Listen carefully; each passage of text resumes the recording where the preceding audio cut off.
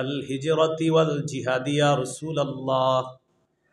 ইয়া রাসূলুল্লাহ, আমি আপনার কাছে এসেছি, আমি আপনার হাতে বায়াত হব, হিজরত করব এবং জিহাদ করব, এই মর্মে আমি আপনার কাছে বায়াত হতে চাই। আবতাগিল আজরা মিনাল্লাহ, আমি আল্লাহর কাছ থেকে প্রতিদান পাবো, এই আশায় আমি আপনার কাছে আসছি বায়াত হওয়ার জন্য। আমি হিজরত করব, আমি জিহাদ করব, এই জন্য আমি আপনার কাছে আসছি। فقال رسول الله صلى الله عليه وسلم, রাসূলুল্লাহ সাল্লাল্লাহু আলাইহি ওয়াসাল্লাম বললেন, হাল মিন ওয়ালিদাইকা আহাদুন হাইয়ুন, তোমার বাবা মা এই দুইজনের মধ্যে কেউ জীবিত আছে কিনা? সাহাবী বললেন, বাল কিলাহুমা ইয়া রাসূলুল্লাহ, হুজুর দুইজনেই জীবিত আছে, দুইজনেই জীবিত আছে। فقال رسول الله صلى الله عليه وسلم, নবীজি সাল্লাল্লাহু আলাইহি ওয়াসাল্লাম বললেন, যেহেতু তোমার মা বাবা দুইজন জীবিত আছে, ইরজি ইলা ওয়ালিদাইকা ফাহসিন সুহবাতাহুমা, তুমি তোমার মা বাবার কাছে ফিরে যাও, তাদের প্রতি সদাচরণ করো, আল্লাহ তাআলা তোমাকে হিজরত এবং জিহাদের সওয়াব দান করবেন। তাদের প্রতি সদাচরণ করো। সহিহ বুখারীর বর্ণনা, 3004 নম্বর হাদিস। যা রাজুলুন ইলা রাসূলিল্লাহি সাল্লাল্লাহু আলাইহি ওয়াসাল্লাম, এক ব্যক্তি রাসূলুল্লাহ সাল্লাল্লাহু আলাইহি সাল্লামের কাছে আসে। আসার পর ফাস্তাযানাহু ফিল জিহাদ, জিহাদের অনুমতি চাইছে নবীজির কাছে। ফাকালা রাসূলুল্লাহ সাল্লাল্লাহু আলাইহি ওয়াসাল্লাম, নবীজি তাকে বললেন, শোনো, তুমি তোমার মা বাবা এই দুইজনের মধ্যে যারা দুনিয়ার মধ্যে জীবিত আছে কিনা? সাহাবী বললেন, জি হুজুর আছে। নবী বললেন, ফাফিহিমা ফাজাহিদ, তুমি তোমার মা বাবার সেবা করার মাধ্যমে জিহাদ করো, অর্থাৎ তোমার মা বাবার সেবা করো, আল্লাহ তাআলা তোমাকে জিহাদের সওয়াব দান করবেন। মুসনাদ আহমদ হাদিসের কিতাব, 15538 নম্বর হাদিস। নবীজির একজন সাহাবী নাম জাহিমা, কি নাম? জাহিমা। এই নামটা হয়তো অনেকে শোনেননি, বলেন তো আবার কি নাম? জাহিমা। আন্না জাহিমাতা আতা রাসূলুল্লাহি সাল্লাল্লাহু আলাইহি ওয়াসাল্লাম, জাহিমা রাদিয়াল্লাহু তাআলা রাসূলুল্লাহ সাল্লাল্লাহু আলাইহি সাল্লামের কাছে আসে।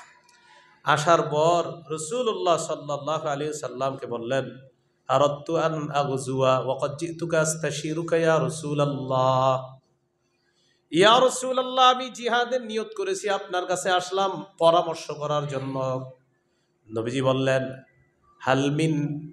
হাল্লাকা মিন উম্মিন, তোমার মা আছে কিনা? সাহাবী বললেন, জি হুজুর, আমার মা আছে।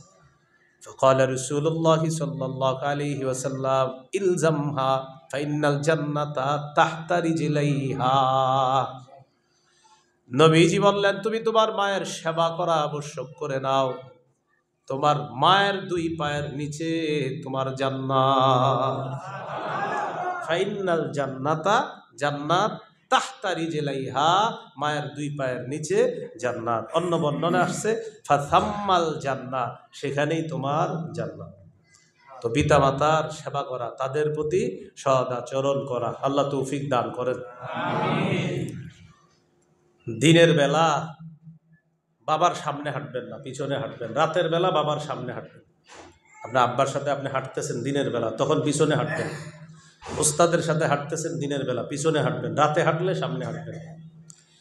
রাতে কেন সামনে হাঁটবেন? যেন কোনো বিপজ্জনক কিছু আসলে এটা আপনি আগে ফেস করেন, মোকাবেলা করেন, এটা আপনি করবেন। বলেন ওমর ইবনে যায়েদ, কি নাম? আবার বলেন তো। রহমতুল্লাহ আলাইহি, অনেক বড় একজন তাবি। তাকে প্রশ্ন করা হলো, কাইফা বিররু ইবনিকা মিনকা, আপনার সন্তান আপনার সাথে কেমন আচরণ করে আপনার কাছে জানতে চাই। কাইফা বিররু ইবনিকা বিকা, আপনার সন্তান আপনার প্রতি কেমন আচরণ করে? জবাব দিলেন, মা মাশাইতু নাহারান ইল্লা ওয়া হুয়া খালফি, আমি যখন দিনের বেলা রাস্তায় হাঁটি, পথ চলি, তখন আমার সন্তান আমার পিছনে থাকে। ওয়ালা মাশাইতু লাইলান ইল্লা মাশা আমামি, আর যখন রাতের বেলা পথ চলি, আমার সামনে যেন কোনো বিপজ্জনক কিছু না আসে রাতের অন্ধকারে, এই জন্য আমার সন্তান আমার সামনে হাঁটে, দিনে পিছনে হাঁটে আর রাতে সামনে। ওয়ালা রাকিয়া সাকফান ওয়া আনা তাহতাহু, আমি যখন নিচে থাকি আমার সন্তান কখনো বাসার ছাদে ওঠে না। সুবহানাল্লাহ। আমি নিচে, আমি বাপ তো, আমি নিচে, সন্তান ছাদে ওঠে না। আব্বা নিচে, আমি ছাদে উঠবো কি? এটা গুনাহ হবে না আপনার? তাদব শিষ্টাচার বলতেছে যে আমার সন্তান আমি নিচে থাকলেও ছাদেও ওঠে না। 2-3 তলা বাড়ি আছে যাদের মা বাবা সবল আছে, সুস্থ আছে, তখন আপনি তাদেরকে ওই বাড়ির মধ্যে সবচেয়ে যেই তালাটা আরাম, ওই তালাটা তাদেরকে দিবেন, ওই তালা তাদেরকে দিবেন। আর তাদের সেবা প্রয়োজন হলে আপনি যেই তলায় থাকবেন তাদেরকে ওই তলায় রাখবেন, যেন তাদের সেবায় সামান্য দেরি না হয়। আর যতদিন তারা সুস্থ সবল আছে ততদিন চেষ্টা করবেন বাবা মা থাকবে উপরে, আপনি নিচে। এটা আদব শিষ্টাচার। তো বলতেছে আমার সন্তান, আমার ছেলে ছাদে ওঠে না, আমি নিচে আছি। আবু হুরায়রা রাদিয়াল্লাহু তাআলা আবসারা রাজুলাইন, 2 ব্যক্তিকে দেখলেন। ফাকালা লি আহাদিহিমা, একজন আরেকজনকে বলতেছে, মা হাজা মিনকা, আচ্ছা এই লোকটা তোমার কি হয়? একজন আরেকজনকে তৃতীয় জন দেখিয়ে বলতেছে, একজন আরেকজনকে তৃতীয় জন দেখিয়ে বলতেছে, আচ্ছা তিনি তোমার কি হয়? জবাব দিলেন, আবি, আমার বাবা হয়। আবু হুরায়রা রাদিয়াল্লাহু তাআলা আনহু বললেন, এই শোনো, তোমার আব্বা হয়? জি। কয়েকটা কথা মন দিয়ে শোনো। লা তুসাম্মিহি বিইসমিহি, তোমার বাবার নাম ধরে কখনো ডাকবা না। 2 নাম্বার, ওয়ালা তামশি আমামা, বাবার সামনে কখনো পথ চলবা না। ওয়ালা তাজলিস ক্বাবলা, বাবার সামনে বসবা না, পিছনে বসবা। শিষ্টাচার, আদব, ভদ্রতা শিক্ষা দিচ্ছে মা বাবার সাথে কেমন আচরণ হওয়া দরকার, উচিত। আল্লাহ আমাদেরকে কথাগুলা বুঝার, মনে রাখার তৌফিক দান করেন। তাহলে বলেন, পিতা মাতার প্রতি সদাচরণ করার গুরুত্ব কম না অনেক বেশি? এই হলো ওয়াবিল ওয়ালিদাইনি ইহসানা। এখন কথা হলো, পিতা মাতার প্রতি সদাচরণ তো করবো আমরা, পৃথিবীতে যতদিন বেঁচে আছে ততদিন প্রতিটা মুহূর্তে আল্লাহর শুকরিয়া আদায় করার পাশাপাশি মা বাবার শুকরিয়া আদায় করা, এটা আল্লাহ হুকুম করছে। বলেন, এটা কি করছে আল্লাহ? সূরা লোকমান। কোন সূরা? লোকমান। বলেন কোন সূরা? বলেন 14 নম্বর আয়াত। বলেন তো কোন সূরার কত নম্বর আয়াত? 14 নম্বর আয়াত। কি কোন সূরার? সূরা লোকমানের।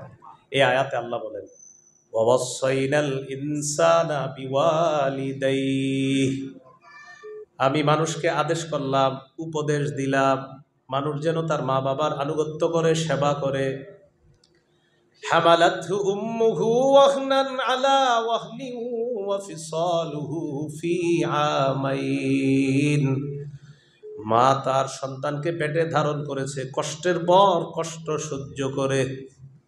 ওয়া ফিসালুহু ফি আমাইন, 2 বছরে তার দুধ ছাড়িয়েছে, ঠিক না? 2 বছরে তার দুধ ছাড়ানো হয়। এটাই আপনার মুফতাবিহি কৌল, এটাই ফতুয়া, এটাই হানাফি ফিকহেরও ফতুয়া, 2 বছর দুধ পান করানো। ওয়া ফিসালুহু ফি আমাইন, দুধ ছাড়ানো হয় 2 বছরে। আল্লাহ তাআলা বলেন, আমি আল্লাহ তোমাকে দুনিয়ায় পাঠাইলাম, আমার যাদের মাধ্যমে তোমাকে দুনিয়াতে আনলাম, তোমার মা বাবা। আনিশকুরলি, 1 নাম্বার হুকুম হলো, অতএব আমার কৃতজ্ঞতা প্রকাশ করো। ওয়ালি ওয়ালিদাইক, আর যাদের মাধ্যমে দুনিয়াতে আসলা, তোমার মা বাবার কৃতজ্ঞতা প্রকাশ করো। সুবহানাল্লাহ। কত চমৎকার ভাবে আল্লাহ শিখাইয়া দিলেন, শোনো, আমি দুনিয়াতে তোমাকে এনেছি। জি আল্লাহ, আপনি এনেছেন, তো আমার শুকরিয়া সারা জীবন করবা। জি। আর তুমি যাদের মাধ্যমে দুনিয়াতে আসছো তারা তোমার মা বাবা। জি আল্লাহ, তারা আমার মা বাবা। ওয়ালি ওয়ালিদাইক, আমার শুকরিয়া কৃতজ্ঞতা প্রকাশ করার পাশাপাশি মা বাবার প্রতিও সারা জীবন কৃতজ্ঞ থাকবে। তাহলে পিতা মাতার প্রতি সদাচরণ করা, এটা একটা বিষয়।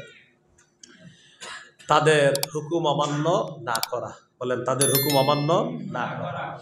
তবে, বলেন সবাই, তবে পিতা মাতা যদি শরীয়ত বিরোধী কোনো আদেশ করে তাহলে ভদ্রতার সাথে সেই আদেশ অমান্য করতে হবে। ভদ্রতার সাথে, এখানে বাংলাটা মনে রাখতে হবে। কিসের সাথে? আপনার আব্বা আম্মা আপনাকে একটা অন্যায় কথা বলছে, আপনি চিন্তা গেলেন না, এরকম না, ভদ্রতার সাথে। আপনার আব্বা আম্মা বললো তুই শিরিক কর, তা আপনি বলবেন আব্বা এটা অন্যায়, তুই ঘর থেকে বের হয়ে যা। জি আব্বা বের হয়ে গেল, এটা অন্যায়। আপনি ভদ্রভাবে বলতে হবে। তুই আর আমার চেহারা দেখাবি না, আব্বা ঠিক আছে, কিন্তু শিরিক করতে পারবো না, ভদ্রতার সাথে। আপনি অভদ্রভাবে বলতে পারবেন না, ঠিক আছে আপনার ঘরে থাকবো না, আমি শিরিকও করবো না, না এইভাবে আপনি বলতে পারবেন না। ভদ্রভাবে আপনি বলতে হবে, আব্বা আমি শিরিক করবো না। কথা কি মনে থাকবে? এই কথা আছে সূরা লোকমানের 15 নম্বর আয়াতে। বলেন কত নম্বর আয়াতে? সারা জীবন কৃতজ্ঞ থাকবেন, এটা আছে 14 নম্বর আয়াতে। আর মা বাবার নাফরমানিমূলক কোনো কথা শোনা যাবে না, এটা আছে সূরা লোকমানের 15 নম্বর আয়াতে। وَإِنْ جَاهَدَاكَ عَلَىٰ أَن تُشْرِكَ بِي مَا لَيْسَ لَكَ بِهِ عِلْمٌ فَلَا تُطِعْهُمَا وَصَاحِبْهُمَا فِي الدُّنْيَا مَعْرُوفًا। আল্লাহ তাআলা বলেন, তোমার মা বাবা যদি তোমাকে বাধ্য করে আমার সাথে শিরিক করতে, দেখেন কি বলে, তোমার মা বাবা যদি তোমাকে বাধ্য করে আমি আল্লাহর সাথে শিরিক করতে, এমন ব্যাপারে যেই ব্যাপারে কোনো জ্ঞান নাই, তোমার মা বাবারও জ্ঞান নাই, না জেনে উল্টাপাল্টা কথা বলে আর বলে আমার সাথে শিরিক করার জন্য, এক্ষেত্রে আল্লাহ দুইটা নির্দেশনা। 1 নাম্বার, ফালা তুতিহুমা, মা বাবার এই কথাটা মানবা না। 1 নাম্বার, এই কথাটা মানবা না। 2, শোনো, মানবা না যে এটা করতে গিয়ে আবার খারাপ ব্যবহার করবা না, এটা আবার পরে বলতেছে। ওয়াসাহিবহুমা ফিদ দুনিয়া মারুফা, যতদিন দুনিয়াতে আসো তাদের সাথে সদ্ভাব বজায় রেখে চলতে হবে। তোমার মা বাবা বের করে দিছে, আপনি গাজীপুর চলে আসছেন, আপনার মা বাবা সেই বরিশাল, কুমিল্লা, চট্টগ্রাম আছে। আল্লাহ বলেন, যেখানেই তুমি থাকো মা বাবার খোঁজ খবর রাখতে হবে। কথা মনে বুঝে আসছেনি সবার? তাহলে কি শিখলাম? মা বাবা নাফরমানির কথা বললে ভদ্রতার সাথে সেই কথাটি প্রত্যাখ্যান করতে হবে। বলেন সাদ রাদিয়াল্লাহু তাআলা, কি নাম? তো সাদ ইবনে আবি ওয়াক্কাস, কোন রিওয়ায়াতে আসছে তার নাম সাদ ইবনে আবি ওয়াক্কাস না, আরেক জায়গায় আসছে সাদ ইবনে আবি ওয়াক্কাসের পরিবর্তে আরেকজন সাদের কথা আসছে। বাকি সাদ যিনি হোক তার নাম সাদ রাদিয়াল্লাহু তাআলা, নবীজির একজন সাহাবী।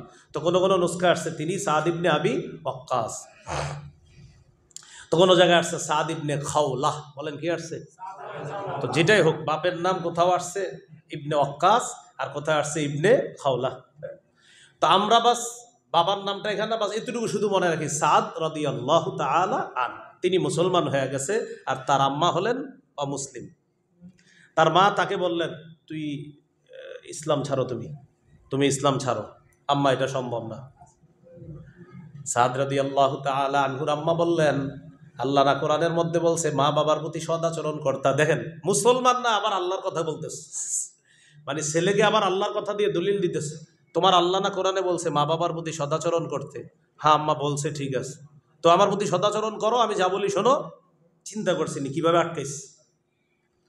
তো সাদ রাদিয়াল্লাহু তাআলা আনহুর আম্মা বলেন, তুমি যদি মুসলমান থেকে বের না হও, ইসলাম ধর্ম থেকে বের না হও, আমি খাবার খাবো না। আবার শপথ করছে, কার নামে? আল্লাহর নামে। আল্লাহর নামে শপথ করে বলতেছে আল্লাহরে ছাড়ো। মানে আসলে কি তারা আল্লাহ যে একজন আছে এটা বিশ্বাস করতো, আর পাশাপাশি লাত, উজ্জাত, মানাত এদেরকেও বিশ্বাস করতো, আর এদেরকে বলতো আল্লাহর সহযোগী, তাই তো মুশরিক।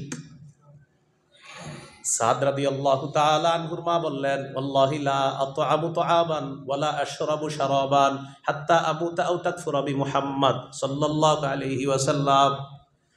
আল্লাহর কসম, হয়তো তুমি মুহাম্মদ সাল্লাল্লাহু আলাইহি ওয়াসাল্লামকে অস্বীকার করবা, না হয় আমি মারা যাব, এরপরে আমি খাবো না, পানও করব না, আমি পানিও পান করব না, খাবারও খাবো না। কতক্ষণ? যতক্ষণ আমার মৃত্যু না হবে, অথবা তুমি মুহাম্মদকে অস্বীকার না করবা। নাউজুবিল্লাহ বলেন। তাহলে 2 শর্ত জুড়ে দিস, হয়তো আমি মরে যাবো, না হয় তুই ছাড়বি, মুহাম্মদ সাল্লাল্লাহু আলাইহি সাল্লামকে ছাড়তে হবে, অন্যথায় আম্মা আমি খাবো না, পানও করবো না। সাদ রাদিয়াল্লাহু তাআলা ভদ্রতার সাথে জবাব দিয়েছিলেন, আম্মা আপনি যদি 100 বার জীবিত হন, আবার 100 বার মৃত্যুবরণ করেন, আমি আল্লাহকে ছাড়তে পারবো না, আমি দিন ছাড়তে পারবো না। ভদ্রতার সাথে বলছি। তো এই কথা বারবার বলতেছে। তখন মা বুঝতে পারছে ঘটনা কি, ও আমার কথা শোনে না কেন। তখন আল্লাহ সূরা আনকাবুতের 8 নম্বর আয়াতে কারিমা নাজিল করছে। কয় নম্বর আয়াত? 8। ওই আয়াতে আছে, ওয়া ইন জাহাদাকা লিতুশরিকা বিমা লাইসা লাকা বিহি ইলমুন ফালা তুতিহুমা। ওই মোটামুটি একই অনুবাদ। সূরা লোকমানের 15 নম্বর যে অনুবাদটা, সূরা আনকাবুতের 8 নম্বর আয়াতের অনুবাদ তো মোটামুটি একরকম। তোমার মা বাবা যদি তোমাকে বাধ্য করে লিতুশরিকা বি মা লাইসা লাকা বিহি ইলমুন ফালা তুতি'হুমা, তোমার মা বাবা যদি তোমাকে বাধ্য করে আমি আল্লাহর সাথে শিরিক করার জন্য, তুমি তোমার মা বাবার এই কথা শুনবা না, ভদ্রতার সাথে প্রত্যাখ্যান করবা। আয়াত নাজিল হওয়ার পর সাদ রাদিয়াল্লাহু তাআলা তার মাকে জানায়া দিলেন, আম্মা, আল্লাহ যেমনি ভাবে আপনার আনুগত্য করতে বলছে, আপনার প্রতি সদাচরণ করতে বলছে, তেমনি ভাবে আল্লাহ এটাও বলছে নাফরমানির কথা যেন আপনার অনুসরণ না করি। তাই নাকি? হ্যাঁ, এটাও বলছে আম্মা। তখন সাদ রাদিয়াল্লাহু তাআলা আনহুর মা বুঝতে পারছে না ও অস্বীকার করবে না, তখন তিনি খাইছে, মানে না তিনি তারপরে খাবার খাইছে আর কি, বুঝতে পারছে যে না ও তো অস্বীকার করবে না, তখন খাবার খাইছে। কারণ আল্লাহ জানায়া দিছে, হ্যাঁ একদিক দিয়ে যেমন তোমার আনুগত্যের কথা বলছি, সাথে সাথে এটাও বলছি শিরকি কথা বলবা তো তোমার সন্তান তোমার কথা শুনবে না। এই জন্য জানায়া দিছে, আম্মা আপনি যদি 100 মৃত্যুবরণ করেন আমি ভদ্রতার সাথে আপনার নাফরমানিমূলক কথা প্রত্যাখ্যান করব। তখন বুঝতে পারছে না ছেলেরা আর জোরাজুরি করে লাভ হবে না, শুধু শুধু না খেয়ে থেকে কোনো লাভ হবে না, তখন তিনি খাইছে। তো এখান থেকে কি বুঝলাম ভাই, মা বাবার নাফরমানি করা যাবে না, এটা যেমন সত্য, আবার আল্লাহর নাফরমানি করতে গিয়ে মা বাবার নাফরমানিমূলক কথা ভদ্রতার সাথে প্রত্যাখ্যান করতে হবে। আল্লাহ আমাদেরকে কথাগুলা বুঝার তৌফিক দান করেন। এবার আল্লাহ কি বলে দেখেন, ইম্মা ইয়াবলুগান্না ইনদাকাল কিবারা আহাদুহুমা আও কিলাহুমা, তোমার মা বাবার দুজনের একজন অথবা দুইজন যদি তোমার কাছে বার্ধক্যে উপনীত হয়ে যায়, বৃদ্ধ বৃদ্ধা হয়ে যায়, বৃদ্ধ বৃদ্ধা হয়ে যায়, তখন কয়েকটা নির্দেশনা আল্লাহর। এক, ফালা তাকুল্লাহুমা উফিন, তাদেরকে উফ শব্দটা কখনো বলবা না। আমি মাঝে মাঝে চিন্তা করি যে উফ শব্দটা তো এমনি মা বাবারে বলা ঠিক না, কিন্তু বৃদ্ধ বৃদ্ধা হয়ে গেলেও বিশেষভাবে তাদেরকে উফ বলা যাবে না কেন?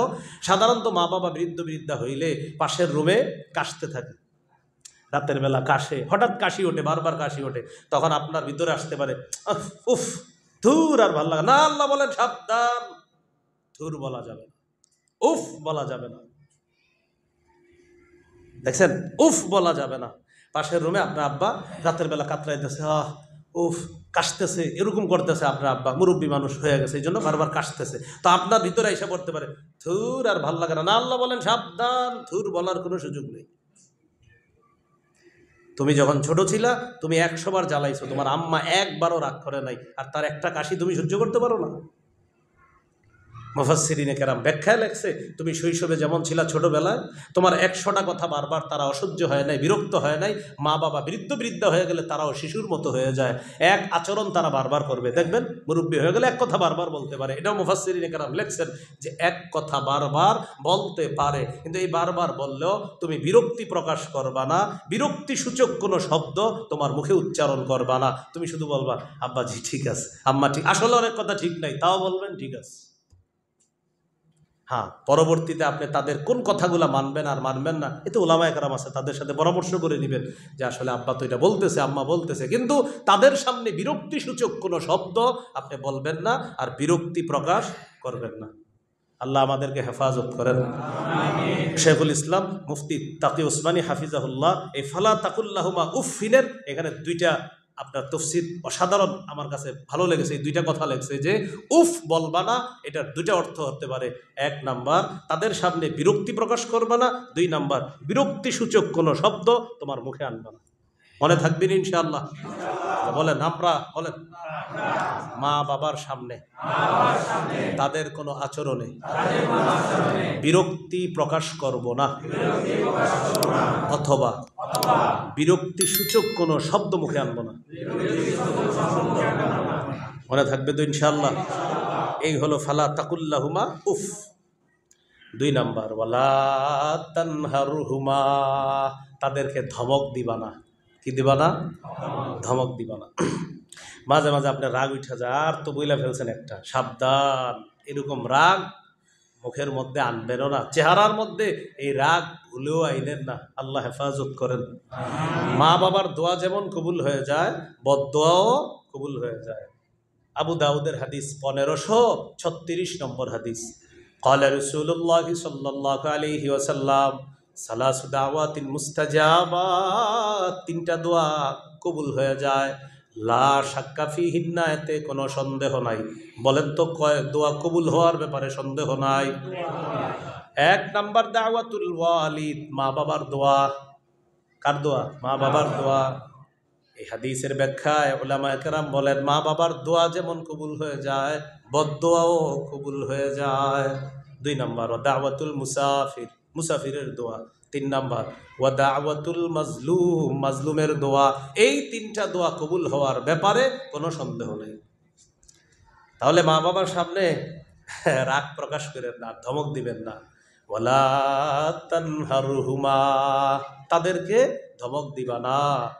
ওয়াকুল লাহুমা কওলান কারীমা,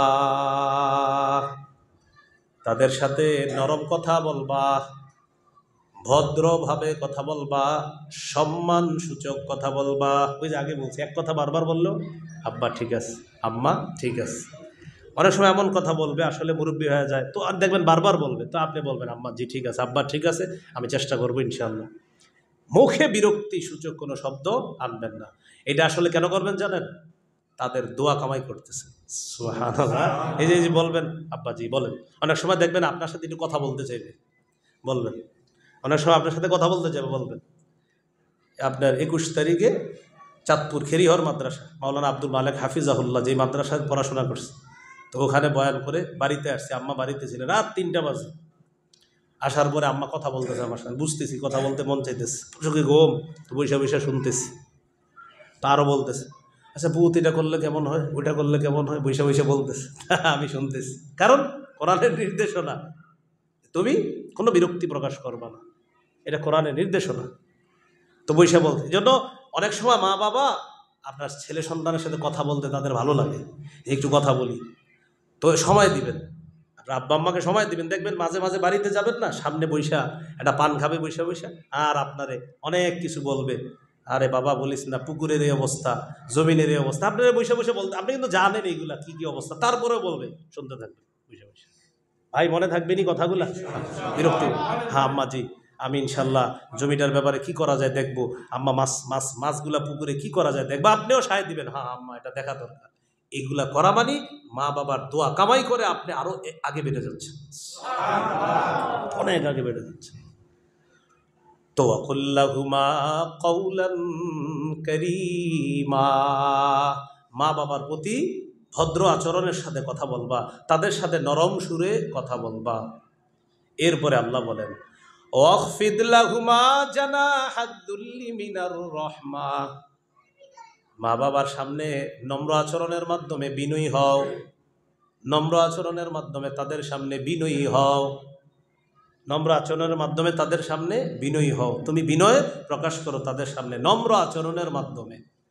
আর কি গুরুত্বপূর্ণ একটা আদেশ আল্লাহ বলেন, ওকুর রব্বির হামহুমা কামা রব্বায়ানি সগীরা, দোয়া করবা। পৃথিবীতে যতবার দোয়া করবেন এই দোয়াটা আপনি মিস করবেন না। রব্বির হামহুমা কামা রব্বায়ানি সগীরা, হে আমার রব, আপনি আমার মা বাবার প্রতি দয়া করেন, রহম করেন, তারা যেইভাবে শৈশবে আমাকে লালন পালন করেছে, আল্লাহ আমার আব্বা আম্মাকেও ঠিক এইভাবে আদর করে যত্ন করে তাদের প্রতি আপনি দয়া করেন। এই দোয়াটা কি করা যাবে না, বলেন, মিস করা যাবে না কোনো দোয়া। করবো তো ইনশাআল্লাহ। আবু দাউদের হাদিস 2880 নম্বর হাদিস, মানে 2880 নম্বর হাদিস। ক্বালা রাসূলুল্লাহ সাল্লাল্লাহু আলাইহি ওয়াসাল্লাম ইদা মাতাল ইনসানু ইনকাতা আনহু আমালুহু ইল্লা মিন সালাসা, মানুষ যখন মারা যায় তার আমলের সুযোগ বন্ধ হয়ে যায়। ইল্লা মিন সালাসা, তিনটি বাকি থাকে।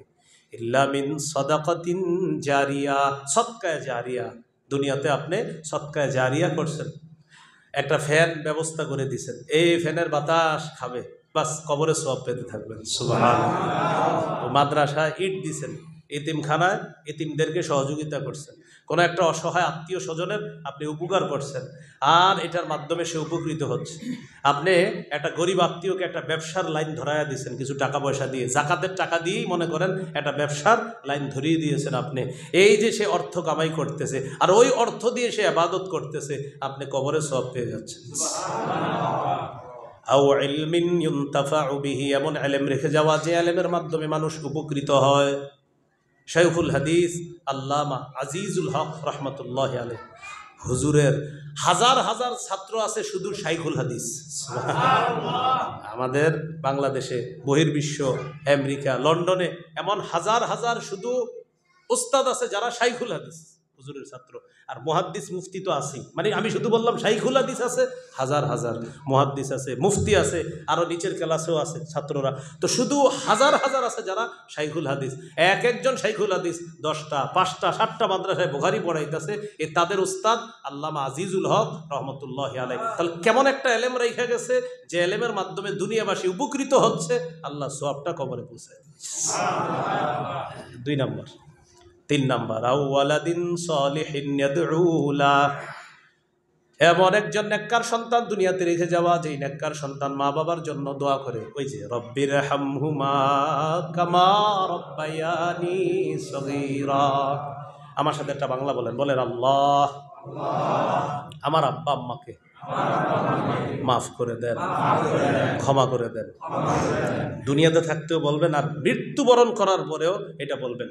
যাদের মা বাবা নাই, আপনি যতবার বলবেন ততবার জান্নাতে আল্লাহ তার একটা মর্যাদা বাড়ায় দেন। আবু দাউদের হাদিসেও আছে, মুসনাদে আহমদের হাদিসেও আছে, 10,618 নম্বর হাদিস। ক্বালা রাসূলুল্লাহ সাল্লাল্লাহু আলাইহি ওয়াসাল্লাম, ইন্নাল্লাহা লা ইয়ারফাউ আদ-দারাজাতা ফিল জান্নাতি লিল আবদিস সালিহ। আল্লাহ তাআলা নেককার বান্দার মর্যাদা জান্নাতের মধ্যে বাড়ায় দেয়। সুবহানাল্লাহ। জান্নাত এমনি তো মর্যাদা, তো ইন্নাল্লাহা লা ইয়ারফাউ আদ-দারাজাতা লিল আবদিস সালিহি ফিল জান্নাহ, জান্নাতের মধ্যে নেককার বান্দার মর্যাদাও আল্লাহ আরো বাড়ায়। তো নেককার বান্দা আল্লাহকে বলবে, আল্লাহ আচ্ছা আমার মর্যাদা কেন বাড়লো? আল্লাহকে বলবে। তখন আল্লাহ বলবেন, বিইস্তিগফারি ওয়ালাদিকা লাকা, তোমার সন্তান তোমার জন্য ক্ষমা প্রার্থনা করেছে যতবার, আমি আল্লাহ ততবার তোমার মর্যাদা বাড়াই দিচ্ছি। তাহলে মৃত মা বাবার জন্য যত বেশি দোয়া করা, যত বেশি দোয়া করা। আমার আব্বা নাই, আম্মা আছেন, আম্মাকে আল্লাহ হায়াতে তৈবা দান করেন। আপনাদের অনেকের বাবা নাই, অনেকের মা নাই, অনেকের হয়তো দুজনই নেই। তাদের জন্য যতবার বলবেন আল্লাহ মাফ করে দেন, আল্লাহ মাফ করে দেন, এগুলা আল্লাহ তাআলা স্টকে রেখে দিচ্ছেন আপনার দোয়াগুলা। এই আল্লাহ যখন তাদেরকে জান্নাত দান করবেন, ফয়সালা হবে, তারপর জান্নাতি বানাবেন, একের পর এক তাদের মর্যাদা বাড়াবে। তারাও অবাক হয়ে বলবে, আল্লাহ আমার মর্যাদা বাড়লো কেন? আল্লাহ বলবেন, তোমার সন্তান তোমার জন্য যতবার ইস্তেগফার পাঠ করেছে, আমি ততবার তোমার একটা মর্যাদা বাড়াই। মৃত মা বাবার জন্য বেশি থেকে বেশি দোয়া করা। মৃত মা বাবার পক্ষ থেকে বলেন কিছু দান সৎকা করা, সামর্থ্য অনুযায়ী তাদের পক্ষ থেকে আপনি দান সৎকা। যেমন আপনি 10 টাকা সৎকা করা সামর্থ্য আছে, এই জন্য বুদ্ধি করবেন, আল্লাহ আমি 5 টাকা সৎকা করলাম আমার পক্ষ থেকে, 5 টাকা সৎকা করলাম আমার মৃত মা বাবার পক্ষ থেকে। এখন কথা হলো তাদের পক্ষ থেকে সৎকা করলে কবুল হবে কিনা, দেখি হাদিস কি বলে। সহিহ বুখারী 1388 নম্বর হাদিস। এই হাদিসের মধ্যে আছে, এক ব্যক্তি রাসূল সাল্লাল্লাহু আলাইহি সাল্লামের কাছে এসে বললেন, ইন্না উম্মি উকতুতিলাত নাফসুহা ইয়া রাসূলুল্লাহ, হুজুর আমার আম্মা হঠাৎ মারা গেছে, আমার বিশ্বাস লাউ তাকাল্লামাত লা তাসাদ্দাকাত, আমার আম্মা যদি জীবিত থাকতেন আর কথা বলতে পারতেন, হুজুর আমার আম্মা মনে হয় কিছু দান সৎকা করতো, হুজুর আমার আফসোস লাগতেছে, আহারে আম্মা যদি দুনিয়াতে থাকতেন হয়তো দান করতেন, সৎকা করতেন, আম্মা হঠাৎ মারা গেলেন। এবার নবীজিকে প্রশ্ন করলেন, ফাহাল্লাহা আজরুন ইন তাসাদদাকতু আনহা, হুজুর আমি যদি আমার মায়ের পক্ষ থেকে সৎকা করি এটা কি কবুল করবে আল্লাহ? নবীজি বললেন, অবশ্যই তোমার মায়ের পক্ষ থেকে সৎকা আল্লাহ কবুল করবে। মনে থাকবে নি? তাহলে মৃত মা বাবার জন্য দোয়া করা, মৃত মা বাবার পক্ষ থেকে সৎকা করা। মনে রেখেন, মৃত মা বাবার জন্য দোয়া করা, আর বাংলাটা কি বলি, মৃত মা বাবার জন্য দোয়া করা, আরেকটা বললাম মৃত মা বাবার পক্ষ থেকে সৎকা করা। মৃত মা বাবার পক্ষ থেকে সৎকা করা, সৎকা তো আল্লাহর জন্য করবেন, কার পক্ষ থেকে? মৃত মা বাবার পক্ষ থেকে। এই হলো আপনার অকুর রব্বির হামহুমা কামা রব্বায়ানি সগীরা। এটা হলো 24 নম্বর আয়াত সূরা বনী ইসরাঈলের। 25 নম্বর আয়াত, রব্বুকুম আ'লামু বিমা ফি নুফুসিকুম, তোমাদের অন্তরে কি আছে এটা তোমাদের রব ভালো জানেন। অনেক সময় মানুষ হিসাবে মা বাবার সামনে একটু অশুভ আচরণ হয়ে যেতে পারে। আল্লাহ বলেন, তোমার যে একটু মাঝে মাঝে উলটপালট হয়ে যায়, কিন্তু আমি জানি তোমার মনটা বড় ভালো। সুবহানাল্লাহ। তোমার মনে মা বাবার প্রতি কোনো বিদ্বেষ নাই, এটা আমি আল্লাহ জানি। তো তোমার অন্তরের খবর তো আমি জানি। মানুষ হিসেবে দুই একটা এদিক সেদিক হয়ে গেল, ইন তাকুনু সলিহিনা, তোমরা যদি নেককার হও, আর তুমি নেককার কিনা এটা আমি আল্লাহ জানি। ফাইন্নাহু কানা লিল আওয়াবিনা গফুরা, দুই একটা উলটপালট হয়ে গেলে আমার কাছে তওবা করবা, আমি আল্লাহ তওবাকারীদের জন্য গফুরা, ক্ষমাশীল। ফাইন্নাহু, তিনি, লিল আওয়াবিনা, তওবাকারীদের জন্য, গফুরা, ক্ষমাশীল। অনেক ভাই আছেন যারা টেনশনে আছেন, হুজুর আব্বা মারা গেছে, আব্বারে একটা কষ্ট দিয়ে ফেলেছিলাম, হুজুর বিশ্বাস করেন আমি আমার আব্বারে অনেক ভালোবাসতাম, তো একদিন মুখ দিয়ে একটা উল্টা শব্দ বলে ফেলেছি, এটা আমার বলার ইচ্ছা ছিল না, হুজুর জীবদ্দশায় মাপ চাইতে পারি না, কি করব? তার পক্ষ থেকে বেশি বেশি সদকা করবেন আর তওবা করবেন, কারণ আল্লাহ তো বলছে তোমার অন্তরটা যে পরিষ্কার আমি আল্লাহ তো জানি। তো তুমি একটু সদকা করবা আর আমি আল্লাহর কাছে বারবার তওবা করবা, আর মনে রাখবা আল্লাহ তওবাকারীদের জন্য গফুর, ক্ষমাশীল। মনে থাকবেন ইনশাআল্লাহ। এই হলো সূরা বানী ইসরাঈলের 23, 24, 25 নম্বর আয়াত। তাহলে মৌলিক দুইটা কথা শিখলাম। আল্লাহর চূড়ান্ত ফায়সালা, আল্লাহ ছাড়া কারো ইবাদত করা যাবে না। 2 নম্বর চূড়ান্ত ফায়সালা, মা বাবার নাফরমানি করা যাবে না। মা বাবার নাফরমানি করা যাবে না, অনেকগুলো কথা জানলাম। আর আল্লাহর সাথে শিরিক করা যাবে না, কিন্তু 3টা কথা জানছি, দেখি মনে আছে কিনা। 1টা, প্রকাশ্যে শিরিক করা যাবে না। 2, গোপন শিরিক করা যাবে না। 3, ছোট শিরিক করা যাবে না। এর উদ্দেশ্য ছিল লৌকিকতা, লোক দেখানো ইবাদত করা যাবে না। আল্লাহ আমাদের সকলকে যে কথাগুলো শুনলাম বললাম সবাই যেন আমল করতে পারি, আল্লাহ তৌফিক দান করেন।